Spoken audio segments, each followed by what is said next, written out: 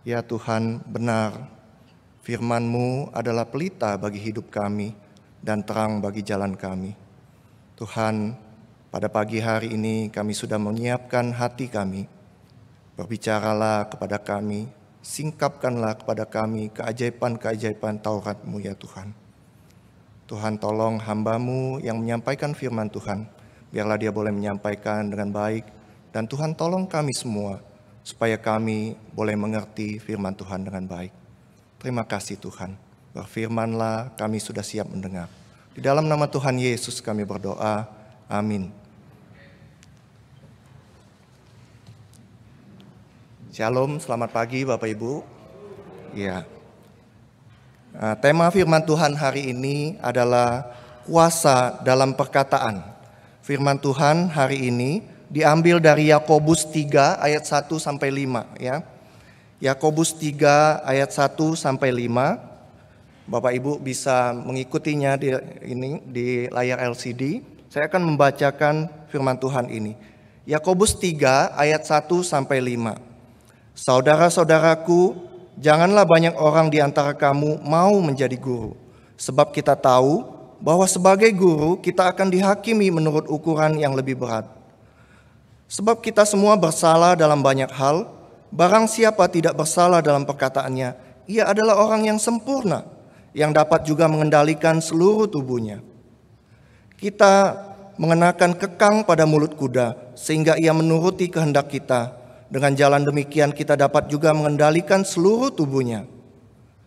Dan lihat saja kapal-kapal, walaupun amat besar dan digerakkan oleh angin keras, namun dapat dikendalikan oleh kemudi yang amat kecil menurut kehendak jurumudi. Demikian juga lidah, walaupun suatu anggota kecil dari tubuh, namun dapat memegahkan perkara-perkara yang besar. Lihatlah, betapapun kecilnya api, ia dapat membakar hutan yang besar. Demikianlah firman Tuhan. Bapak Ibu, beberapa waktu yang lalu, tepatnya 29 Mei 2022, kami mahasiswa dan alumni dari STT Saat baru saja kehilangan dosen, mantan rektor yang kami kasihi, yang juga adalah ketua Yayasan Saat, yaitu Pendeta Dani Lukas Lukito. Kepergian beliau yang begitu cepat terasa begitu mengejutkan bagi kami semua.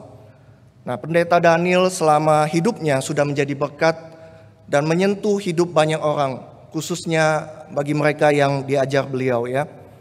Saya pribadi juga sangat kehilangan beliau karena beliaulah yang menjadi dosen pembimbing skripsi saya. Kebetulan saya adalah mahasiswa terakhir yang beliau bimbing skripsinya gitu. Di dalam skripsi saya di bagian ucapan terima kasihnya, saya menulis bahwa saya memilih beliau karena dalam tanda kutip saya bisa melihat hati beliau yang begitu concern dengan gereja dan pengajaran yang ada di dalam gereja saat ini gitu ya. Ketika jenazah beliau disemayamkan di auditorium Saat, saya terharu sekali ketika melihat di atas jenazah beliau, yang Bapak Ibu bisa lihat, ditaruh sebuah Alkitab yang dipeluk beliau gitu ya. Saya terharu sekali karena sepanjang hidupnya Alkitab itulah yang selalu dibela kebenarannya oleh beliau. Nah, semasa hidupnya beliau juga itu sering bercerita gitu ya kepada kami gitu. Dia sering sharing pengalaman hidupnya. Saya ingat betul di kelas beliau pernah bercerita bahwa suatu kali dia itu diundang khotbah di sebuah gereja. Setelah selesai berkhotbah, seperti biasa pembicara menunggu di pintu keluar, jemaat menyalami satu persatu gitu ya. Nah, ada satu jemaat yang ketika menyalami beliau, dia bercerita bahwa bapak ini lalu tiba-tiba berkata kepada dia, "Bapak," dia bilang, "Bapak tadi menyinggung saya ya," dia bilang ya.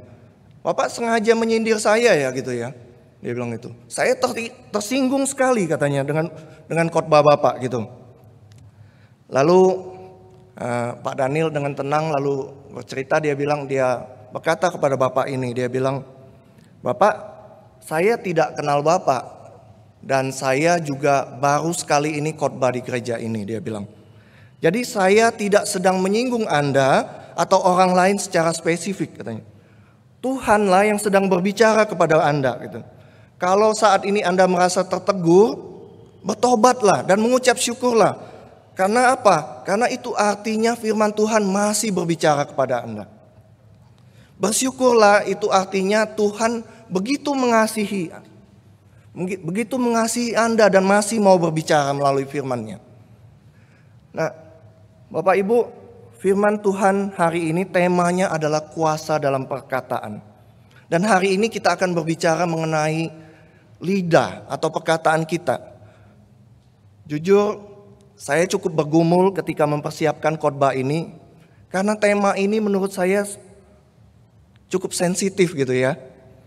Mungkin ada orang yang akan berpikir dan berkata kepada saya seperti jemaat tadi berkata kepada Pak Daniel, "Wah, Anda sedang menyinggung saya ya, Anda sedang menyindir saya ya."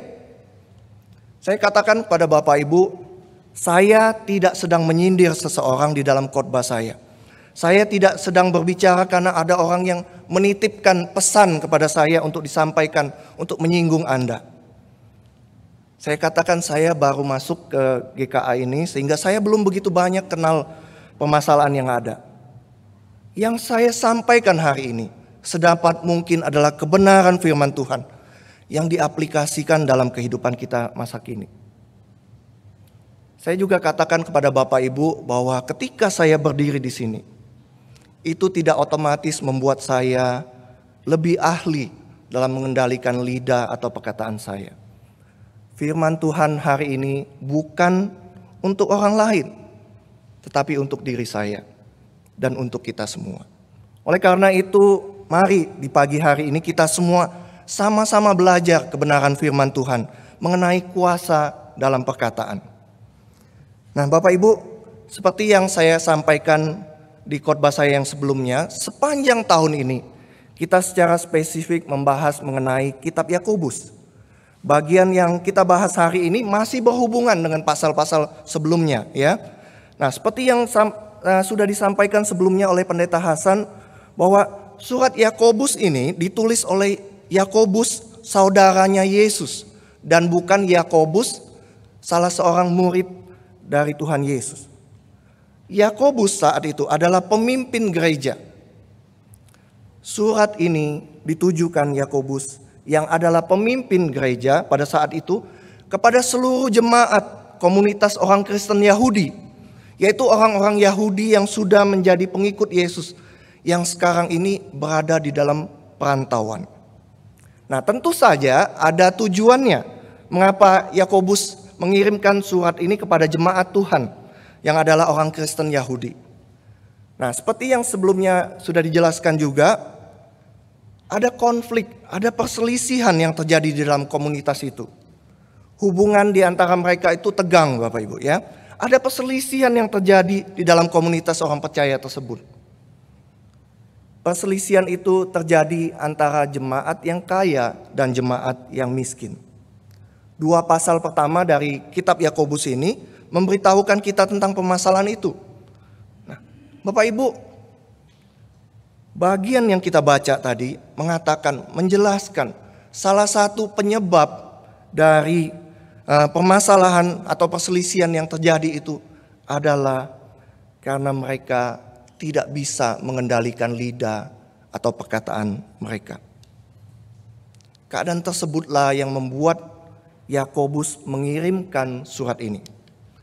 Nah, permasalahan yang terjadi adalah yang kaya saat itu menggunakan lidah atau perkataan mereka untuk merendahkan yang miskin, Bapak Ibu. Mereka memiliki ambisi untuk berkuasa dan keinginan untuk lebih dihormati dibandingkan dengan yang lain. Sebaliknya, yang miskin mencela yang kaya.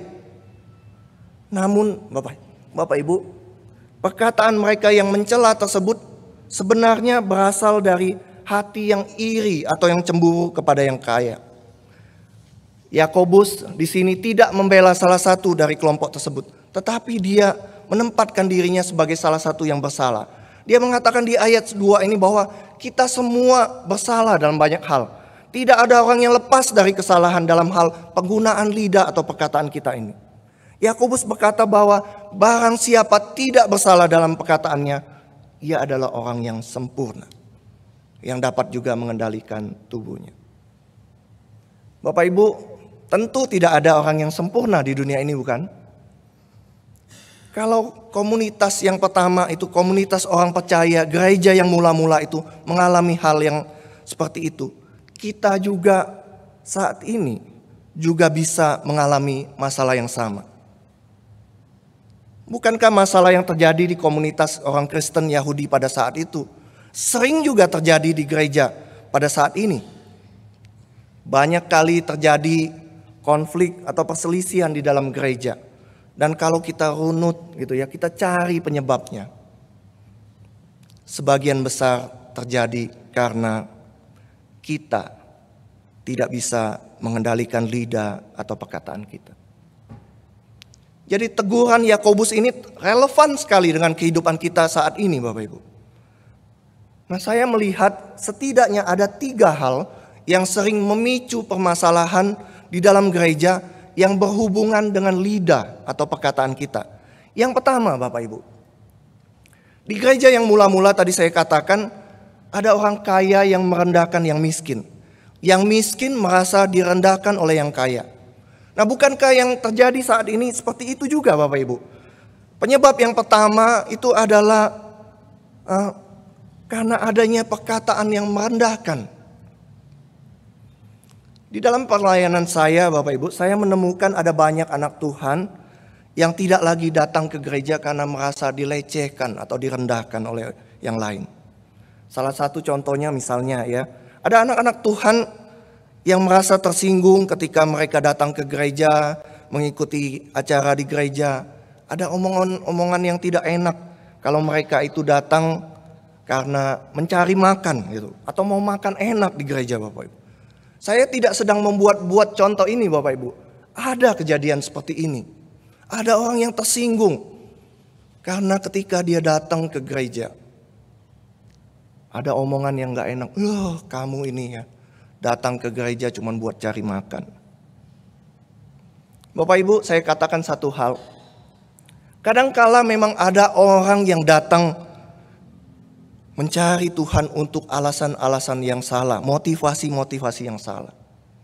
Akan tetapi Bapak Ibu, Tuhan juga bisa memakai alasan yang salah itu kemudian mengubahnya menjadi sesuatu yang mulia, ya, menjadi salah satu cara untuk membuat kita itu mengenal Tuhan lebih baik lagi. Saya kasih contoh ya Bapak Ibu. Saya sudah minta izin sama istri saya untuk menceritakan kisahnya. Nah, istri saya dulu sering sekali berkata kepada saya atau kepada anak-anak saya, dia berkata gini, Bapak Ibu. Dia berkata waktu usia remaja kan dia datang pertama kali ke gereja gitu. Nah, motivasinya salah bukan? Gitu ya. Nah, namun perkataan istri saya itu tidak hanya berhenti sampai di sini. Dia berkata kalau dia bersyukur. Kenapa bersyukur? Karena melalui motivasi yang salah itu dia kemudian bisa mengenal Yesus secara pribadi. Bapak Ibu lihat ya, Tuhan bisa memakai motivasi yang salah, kemudian mengubahnya menjadi alat untuk menyatakan dirinya kepada orang-orang tersebut. Mungkin Bapak Ibu ada yang berkata atau berpikir, kalau begitu biarkan saja dong semua orang yang datang dengan motivasi yang salah. Saya tidak bermaksud berkata demikian Bapak Ibu. Kita tetap harus mengajar mereka untuk melihat Tuhan dan mengubahnya menjadi motivasi yang besar, yang benar. Saya jelaskan apa yang saya maksud, Pak. 3 minggu yang lalu, saya pertama kali melihat jalannya ibadah lansia di gereja ini, Bapak Ibu. Ya, saya terkesan sekali melihat begitu banyak lansia yang datang pada saat itu. Namun Bapak Ibu, sebelum saya masuk ke gereja ini gitu ya, saya dulu pernah mendengar gitu omongan yang tidak baik yang mengatakan bahwa mereka itu datang tidak semuanya punya motivasi yang benar. Ada banyak sekali yang datang katanya karena mau mencari makan di gereja gitu. Kalau omongan seperti ini sampai ke telinga mereka Bapak Ibu, tentunya omongan ini akan menjadi batu sandungan dan tidak menjadi berkat bagi mereka, bukan? Omongan-omongan seperti inilah yang ditegur oleh Yakobus Bapak Ibu. Kita tidak boleh merendahkan orang lain yang mungkin lebih rendah atau lebih miskin atau di bawah kita. Saya bersyukur berasal dari keluarga yang tidak begitu kaya, dan saya juga melihat dan mendengar Bapak Ibu, sebagian besar dari kita yang saat ini kaya juga berasal dari keluarga yang dulunya tidak punya apa-apa. Saya yakin Bapak Ibu juga berjuang dari bawah untuk menjadi seperti sekarang ini. Namun Bapak Ibu, jangan lupakan mereka yang miskin, yang mungkin memang jarang-jarang sekali bisa menikmati makanan yang enak. Tidak apa-apa awalnya mereka mempunyai motivasi yang salah. Tapi kita terus kabarkan Injil kepada mereka. Seperti yang saya sampaikan sebelumnya, tugas kita itu adalah membagikan roti bagi mereka. Memberikan roti kepada mereka. Suatu hari Tuhan akan memakai motivasi yang salah itu dan mengubahnya Bapak Ibu untuk tujuan yang lebih besar.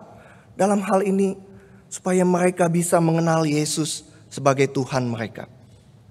Yang kedua Bapak Ibu, di gereja mula-mula masalahnya bukan hanya yang kaya merendahkan yang miskin, tapi masalahnya juga yang miskin mencela yang kaya secara berlebihan. Mengapa saya katakan berlebihan Bapak Ibu?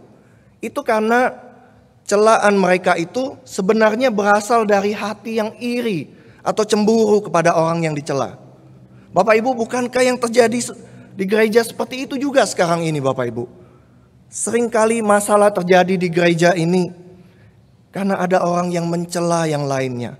Tetapi perkataan atau celaan itu sebenarnya berasal dari hati yang iri atau cemburu kepada orang yang dicela itu. Saya katakan di dalam pelayanan saya, banyak juga saya menemukan masalah terjadi di gereja karena ada orang-orang yang tidak bisa menahan mulutnya atau ngomongnya sembarangan Bapak Ibu. Mereka tidak bijak dan tidak berpikir panjang ketika mengeluarkan perkataan sehingga menyakiti orang lain. Banyak juga anak-anak Tuhan yang tidak lagi datang ke gereja karena disakiti melalui perkataan-perkataan yang tidak benar atau tidak bijak tersebut. Dosen saya yang lain di saat pernah bercerita ya, Pak Richard Koksniski ya. Nah, dia pernah bercerita tentang satu hal yang sampai sekarang saya tidak pernah lupa. Dia bercerita bahwa tentang salah satu mahasiswa saat yang praktek 1 tahun seperti saya ini ya di sebuah gereja. Nah, Pak Richard itu berkata dia yang membimbing mahasiswa tersebut. Jadi ketika ada masalah atau apa, mahasiswa itu wajib melapor kepada dosen pembimbingnya. Nah, mahasiswa tersebut khotbahnya bagus dan jemaat suka dengan dia. Suatu kali Bapak Ibu, sewaktu dia berkhotbah, di tengah-tengah khotbah, gembalanya yang sudah tua, gembala gereja yang sudah tua tersebut, tiba-tiba berdiri dan berteriak, lalu menunjuk dia. Bapak Ibu bayangkan di tengah-tengah khotbah Bapak Ibu, dia berkata, kamu itu khotbahnya ngaco, dia bilang, tidak benar katanya. Masa khotbah yang seperti ini disukai oleh jemaat? Bapak Ibu bayangkan Bapak Ibu. Mahasiswa itu langsung diam dan malu sekali. Saya membayangkan kalau diri saya yang diperlakukan seperti itu, saya tidak tahu bagaimana harus bereaksi. Mungkin saya akan berhenti melayani di situ kalau saya diperlakukan seperti itu, Bapak. Dalam pelayanan saya banyak juga menemukan orang-orang yang tidak lagi melayani Tuhan. Bukan karena malas, Bapak Ibu, bukan karena tidak mau. Mereka tidak lagi melayani karena di dalam pelayanan mereka, apa saja yang mereka lakukan itu selalu dikritik, dicela terus-menerus. Mereka dikritik atau dicela sebenarnya bukan karena kesalahan mereka, tetapi karena ada rasa iri atau cemburu dari orang yang mengkritik atau mencela tersebut. Bapak Ibu, kita bisa menjadi batu sandungan bagi orang lain. Hal ini juga yang ditegur Yakobus dalam suratnya. Kita Bapak Ibu harus terus menguji motivasi kita. Ketika kita mengkritik atau mencela orang lain? Apakah kritikan itu berasal dari hati yang iri atau cemburu? Perbedaannya tipis sekali Bapak Ibu antara kita bermaksud baik atau karena perasaan iri atau cemburu. Yang ketiga Bapak Ibu, saya sempat bingung dengan perkataan Yakobus di ayat 1 ini. Dia berkata begini, janganlah banyak orang di antara kamu mau menjadi guru. Apa sih maksud Yakobus ketika berkata demikian? Saya bertanya dalam hati, apa sih maksud Yakobus berkata seperti itu? Nah, apakah Yakobus meminta kita itu semua tidak usah jadi guru atau hamba Tuhan? Ya, cukup sedikit orang saja yang jadi hamba Tuhan atau jadi guru. Kalau seperti itu tentu gereja akan kekurangan Bapak Ibu, kekurangan hamba Tuhan, kekurangan guru. Nah, saya baru mengerti maksud ayat ini ketika membaca buku tafsiran Pendeta Hasan yang berkata bahwa ayat ini sebenarnya ditujukan kepada orang-orang yang merasa dirinya lebih tahu. Celakanya orang-orang yang merasa dirinya lebih tahu ini kemudian merasa dirinya paling benar atau lebih benar. Bapak Ibu ingat perumpamaan Yesus tentang orang Farisi dan pemungut cukai? Seharusnya orang yang menjadi guru lebih tahu itu, mereka harusnya lebih rendah hati. Oleh karena di balik jabatan itu ada tanggung jawab yang lebih berat dibandingin mereka yang tidak tahu. Orang yang lebih tahu itu seringkali justru sebenarnya tidak tahu bahwa dia dituntut lebih banyak, bahkan akan dihukum lebih berat. Seringkali terjadi masalah di gereja karena orang-orang yang dalam tanda kutip merasa dirinya lebih tahu ini menghakimi orang yang lain. Ya. Menghakimi orang lain, dia menganggap dirinya mempunyai pengertian yang lebih benar. Saya seringkali menemukan Bapak Ibu, ada juga jemaat gereja tertentu yang merasa mempunyai doktrin gereja yang paling benar. Sehingga menimbulkan perselisihan, pertentangan, menimbulkan perdebatan tanpa akhir tentang hal-hal yang sebenarnya tidak begitu penting. Saya tidak bermaksud mengatakan bahwa doktrin itu tidak penting Bapak Ibu. Doktrin itu penting. Tetapi ketika kita berdebat tidak ada ujungnya tentang hal-hal yang tidak begitu penting, seluruh perhatian kita tertuju kepada perdebatan itu. Padahal di saat yang sama kita sedang melewatkan kesempatan yang Tuhan berikan kepada kita untuk menjadi berkat, menjadi kesaksian bagi orang-orang yang belum percaya.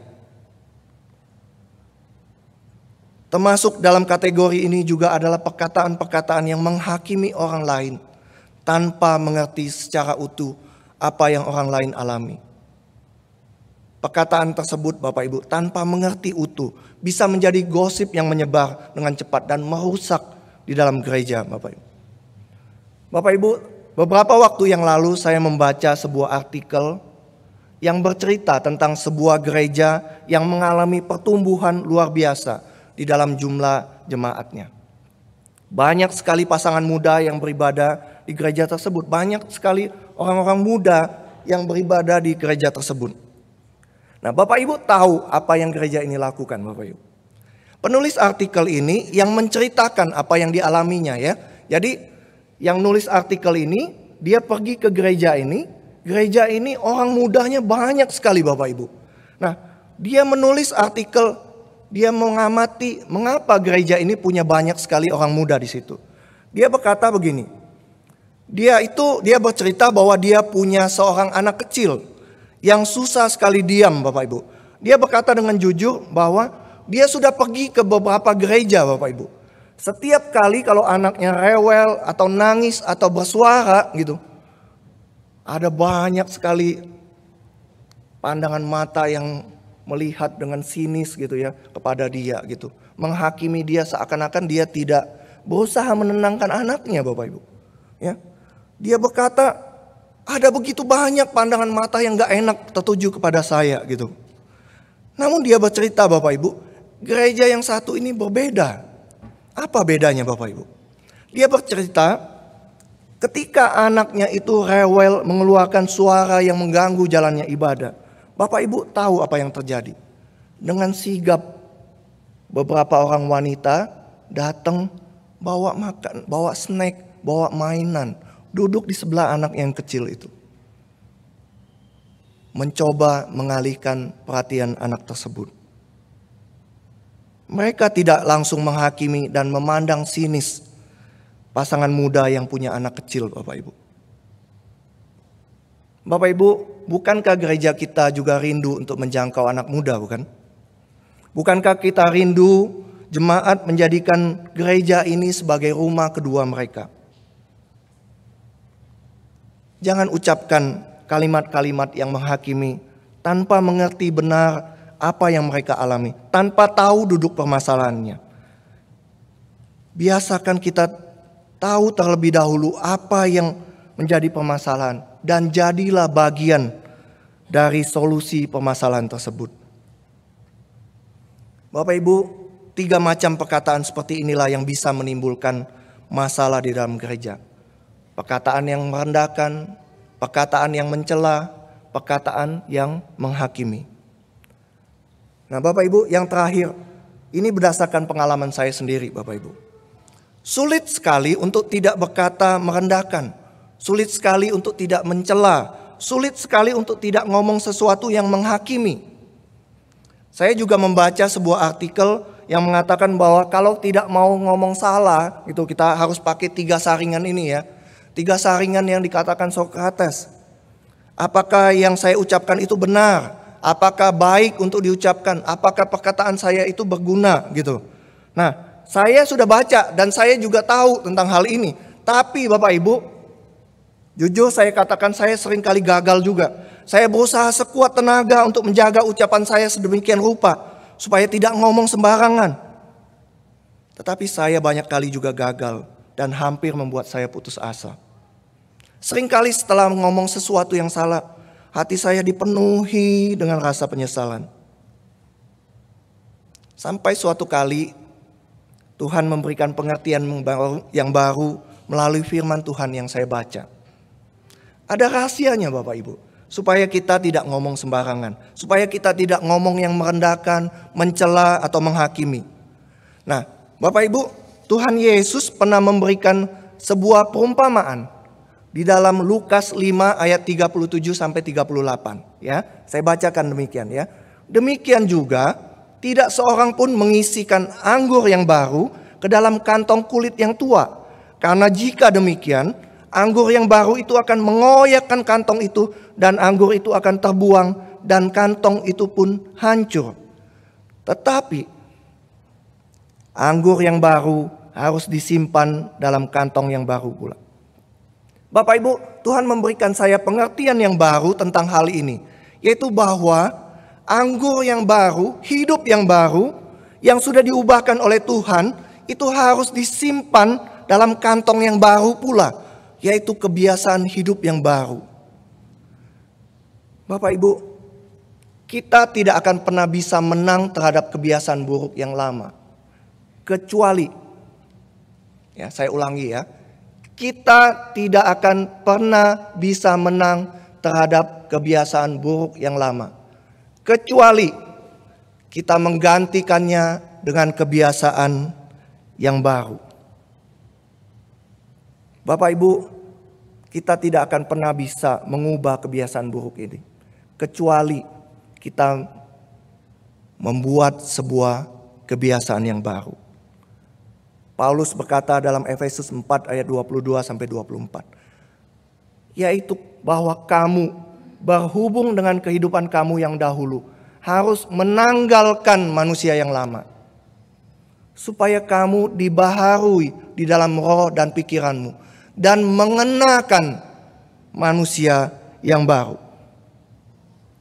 Jadi Bapak Ibu, untuk menghilangkan kebiasaan yang buruk yang lama, ngomong sembarangan, ngomong yang mencela, merendahkan, menghakimi, kita harus menggantikannya dengan kebiasaan baru Bapak Ibu.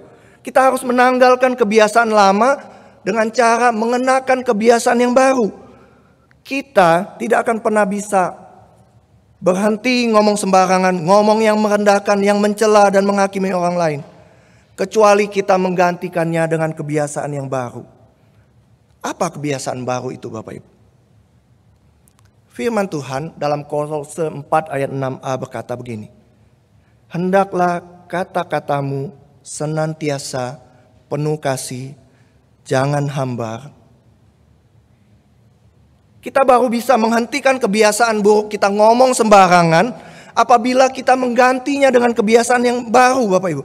Yaitu ngomong dengan kata-kata yang penuh kasih. Perkataan yang tidak hambar atau sekedar basa-basi, tetapi perkataan yang tulus, yang menjadi berkat bagi orang yang mendengarnya.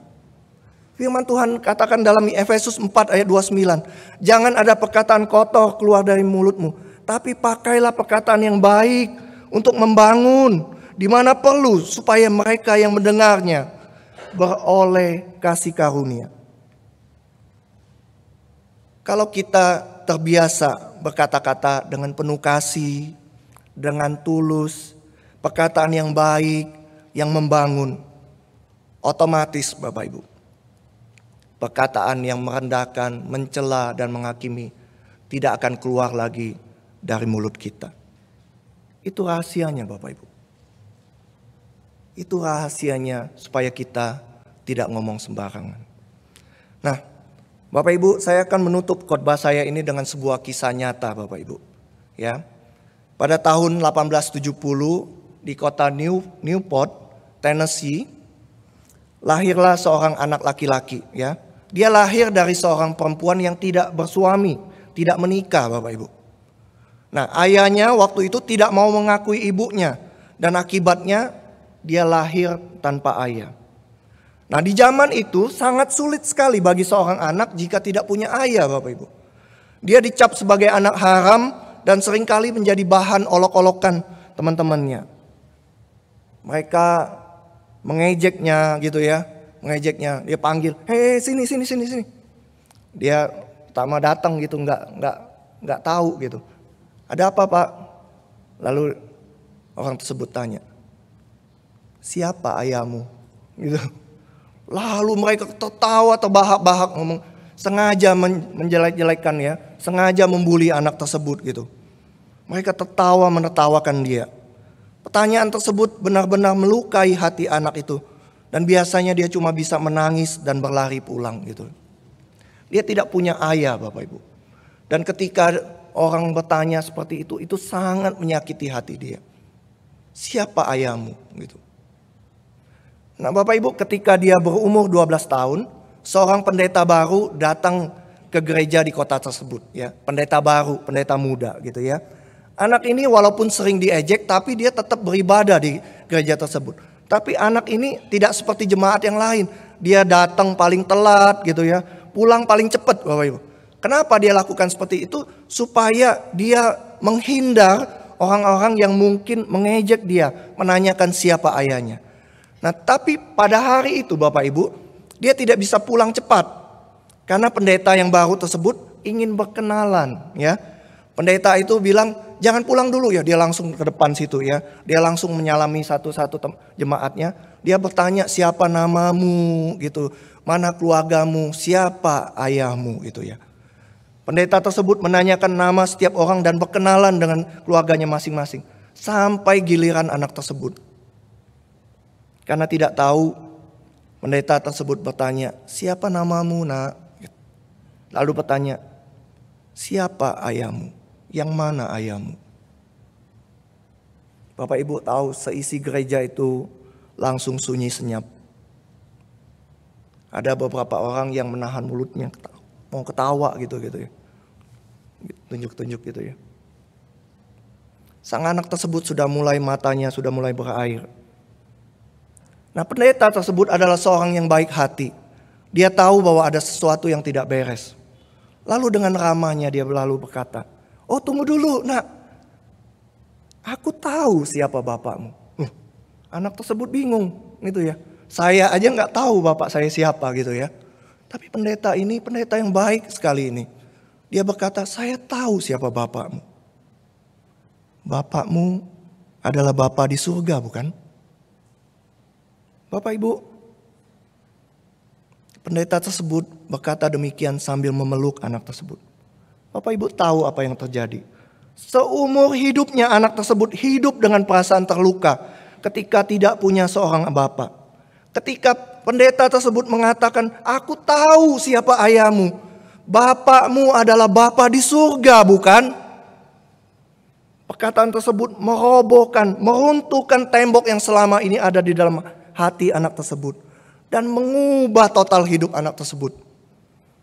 Dia berpikir, oh iya ya. Mengapa saya selama ini tidak berpikir demikian ya? Bapak saya adalah Bapa di surga, dia bilang. Tidak masalah saya tidak punya bapak di sini, tapi saya tahu bapak saya adalah Bapa di surga. Bapak Ibu, anak tersebut bernama Ben Hooper, ya. Sejak saat itu hidup Ben Hooper benar-benar berubah. Ketika ia dewasa, ia menjadi seorang yang sukses. Dia terpilih menjadi gubernur negara bagian Tennessee, Amerika Serikat selama 2 periode. Dia menjabat beberapa jabatan penting lainnya di bawah Presiden AS Warren Harding. Semasa hidupnya, dia dikenal sebagai salah seorang pejabat yang berintegritas, takut akan Tuhan. Bapak Ibu, ada kuasa dalam perkataan kita. Ada kuasa dalam perkataan kita.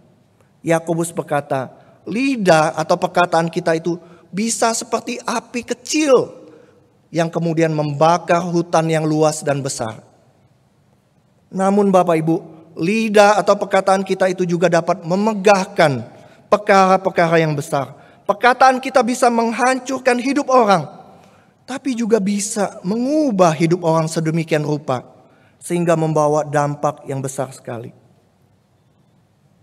Pakailah perkataan kita dengan bijak. Jadilah berkat bagi orang lain melalui perkataan kita. Pakailah perkataan kita sedemikian rupa sehingga perkataan kita itu bisa mengubah hidup orang. Seperti perkataan pendeta tadi yang mengubah hidup Ben Hooper. Tuhan memberkati kita semua. Mari kita berdoa. Bapa di surga, terima kasih untuk kebenaran firman Tuhan pagi hari ini. Terima kasih juga untuk setiap teguran yang sudah kami dengar. Kami mengucap syukur firman Tuhan masih boleh menegur kami semua pagi hari ini. Tuhan ampunilah kami kalau semasa hidup kami seringkali gagal. Kami sering merendahkan orang lain, sadar atau tidak sadar. Kami sering mencela orang lain. Kami sering menghakimi orang lain tanpa tahu duduk masalah yang dengan jelas. Ampunilah kami ya Tuhan. Terima kasih juga untuk kebenaran firman Tuhan pagi hari ini yang boleh menolong kami semua mengerti. Kami tidak akan bisa mengubah kebiasaan kami yang jelek itu. Kecuali kami menggantinya dengan kebiasaan yang baru. Kami menggantinya dengan mengucapkan perkataan-perkataan yang penuh kasih, yang berguna, yang baik, yang membangun orang yang mendengarnya, menjadi berkat bagi orang yang mendengarnya. Tuhan tolonglah kami supaya kami bisa memakai perkataan kami sedemikian rupa, sehingga perkataan kami bisa mengubah hidup orang. Tuhan dengarlah doa kami ini ya Tuhan. Tolonglah kami, Roh Kudus yang memampukan kami untuk melakukan kebenaran firman Tuhan pagi hari ini. Terima kasih Tuhan. Di dalam nama Tuhan Yesus kami berdoa dan mengucap syukur. Amin.